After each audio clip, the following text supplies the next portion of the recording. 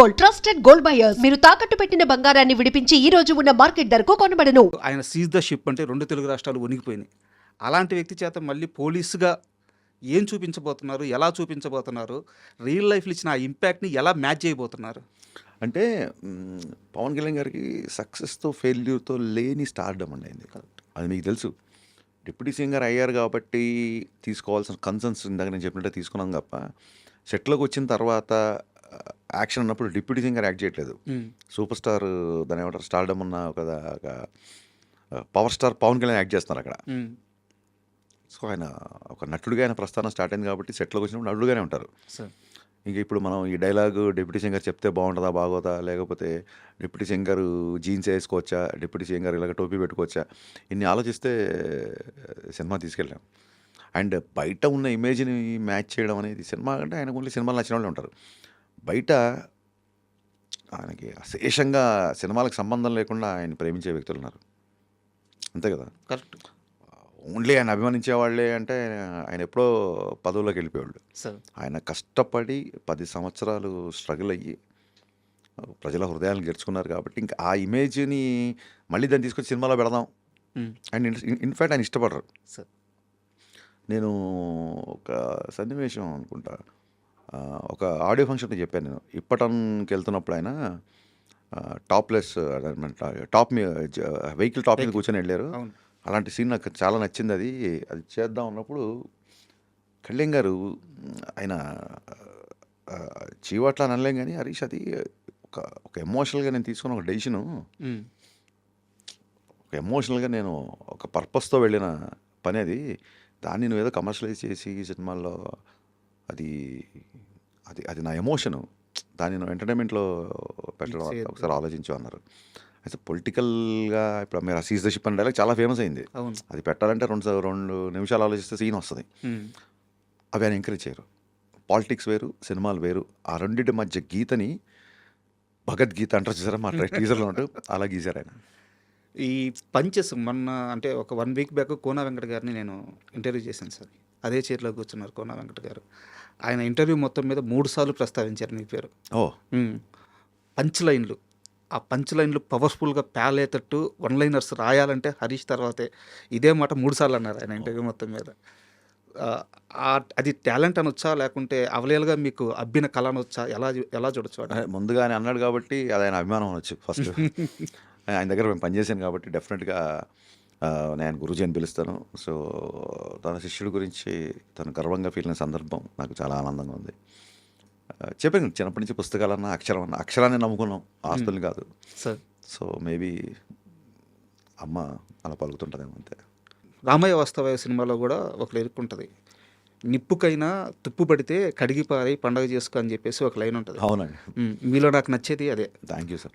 అంటే శ్రీమణి రాశాడు లైన్. మీరు ఇన్ని లిరిక్స్ గుర్తుపెట్టుకోవడం నిజంగా చాలా అభినందనీయం. చాలామంది అడుగుతుంటారు, ఈ రోజుల్లో లిరిక్స్ ఎవరు వింటారండి, సౌండ్స్ ఇంపార్టెంట్ అది ఇది అంటుంటారు.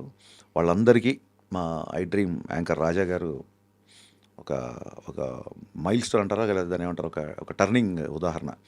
థ్యాంక్ యూ సో మచ్ అండి. భాష పట్ల, లిరిక్స్ పట్ల మీరు బ్లాక్ బస్టర్ అయిన సినిమా కాకుండా మీరు ఈ లిరిక్స్ కూడా గుర్తుపెట్టుకున్నారంటే నిజంగా అభినందనీయం. Thank you sir. పర్టికులర్గా నేను ఈ లైన్ ప్రస్తావించడానికి కారణం ఏంటంటే, మీరు మాట్లాడాల్సిన దగ్గర మాట్లాడతారు, పేలాల్సిన దగ్గర గన్నులాగా పేలుతారు. అలాగే క్షమాపణ చెప్పాల్సి వస్తే అంతే క్లీన్గా, అంతే నీట్గా క్షమాపణ చెప్తారు. నేను వేరే ఉద్దేశం కోసమో వ్యూస్ కోసమో దీన్ని ప్రస్తావించట్లేదు. జరిగిన ఇష్యూలో, మహేష్ బాబు గారి ఇష్యూలో అది సడన్గా జరిగిపోయింది. కానీ మీరు క్షమాపణ చెప్పిన తీరు తెలియక ఎవరి మనసులో అయినా నొప్పించుంటే క్షమించండి లేదు, స్ట్రైట్ ఫార్వర్డ్గా నేను ఇలా అన్నాను, ఇది తప్పు, సారీ, అంత స్ట్రైట్ ఫార్వర్డ్గా చెప్పాను. మహేష్ బాబు గారి ఫ్యాన్స్ కూడా చాలా తక్కువ సమయంలో దాన్ని చాలా బాగా రిసీవ్ చేసుకున్నారు. ఈ గుణం ఎలా అలవాటైంది? కాదండి, మన మనుషులం కదా, మనం దేవుళ్ళం కాదు కదా. ఖచ్చితంగా పొరపాట్లు ఉంటాయి, తప్పులు ఉంటాయి, అన్నీ ఉంటాయి. రామవ్యవస్థలో డైలాగ్ ఉంటుంది, దెబ్బ తగిలినప్పుడు జంతువు అయినా ఏడుస్తుంది, శరీరానికి దెబ్బ తగిలితే జంతువు కూడా ఏడుస్తుంది, కానీ పక్కోడికి దెబ్బ తగిలినప్పుడు ఏడ్చేవాడే మనిషి.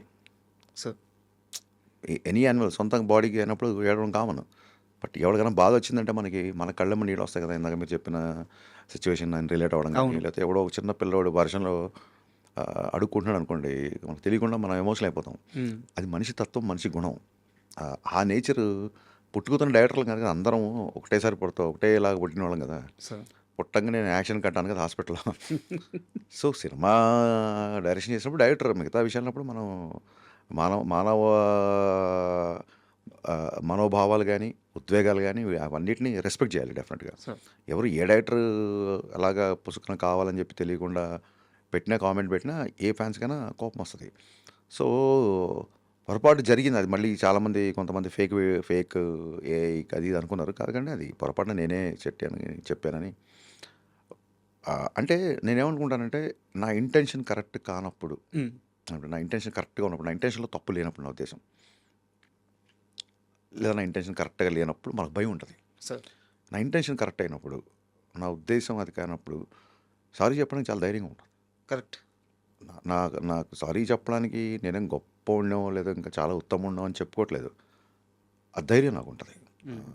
ఈ విషయంలో మనది తప్పు జరిగింది అన్నప్పుడు మొహమాటం లేకుండా సారీ చెప్పడం కాదు, అవసరమైతే తలకాయ తీసిట్లే అవతల వాళ్ళ కాళ్ళ దగ్గర పెట్టడానికైనా రెడీ. ఎందుకంటే మన తప్పు మనం తెలుసుకున్నాను అని చెప్పే ఉద్దేశం, ప్లస్ నేను చేసింది మీకే కాదు నాకు నచ్చలేదు అని చెప్పే ఒక పద్ధతి అది బేసిక్గా. అది ఎందుకు చేసాం, పొరపాట్లు చేసాం, స్పీడ్లో చేసాం, ప్రెషర్లో చేసాం, అవన్నీ తర్వాత ఆ ఎక్స్ప్రెషన్ ఖచ్చితంగా ఇచ్చి తీరాలి. అకౌంటబిలిటీ నేను తీసుకుంటా. నేను అందుకే ఒకసారి రామవ్యవస్థ ఫ్లాప్ అయిన ఈవినింగ్, ఈ ఫ్లాప్ దిల్ రాజు గారు కానీ ఎన్టీఆర్ గారు నన్ను ఇన్ఫ్లుయెన్స్ చేయలేదు, నాకు వాళ్ళు నేను చెప్పింది కోఆపరేట్ చేశారు, this flop belongs to me అని చెప్పాను.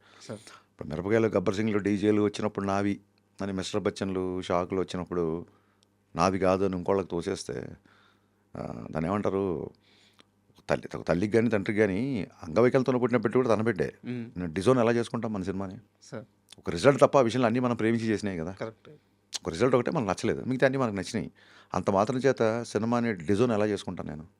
సో పొగడ్తలు తీసుకున్నప్పుడు విమర్శలు తీసుకునే ధైర్యం, మెచ్యూరిటీ నాకు ఉంది అన్న ఫీలింగ్. మిస్టర్ బచ్చన్కి సంబంధించి, ఉస్తాద్ భగత్ సింగ్కి సంబంధించి ఒక చిన్న కన్వర్జేషన్ ఉంది సార్ నా దగ్గర. మిస్టర్ బచ్చన్ సినిమా రిలీజ్కి ముందు print and web press meet జరిగింది ప్రొడ్యూసర్ వాళ్ళ ఆఫీస్లో. అప్పుడు నేను మిమ్మల్ని క్వశ్చన్ అడిగాను. ఓకే సార్, మీరు చేంజెస్ చేశారు అని చెప్పి చెప్తున్నారు, కానీ ఫస్ట్ హాఫ్ వరకు హీరో క్యారెక్టరైజేషను అంటే మీరు చెప్పారు ఈ రైడ్ ఇదంతా సెకండ్ హాఫ్లోనే స్టార్ట్ అవుద్ది, ఫస్ట్ హాఫ్ అంతా చాలా ఎంగేజింగ్గా వెళ్ళొద్దు అని చెప్పారు. అది ఎందుకు చెప్పారంటే, నేను దానికి ముందు ఒక క్వశ్చన్ అడిగాను.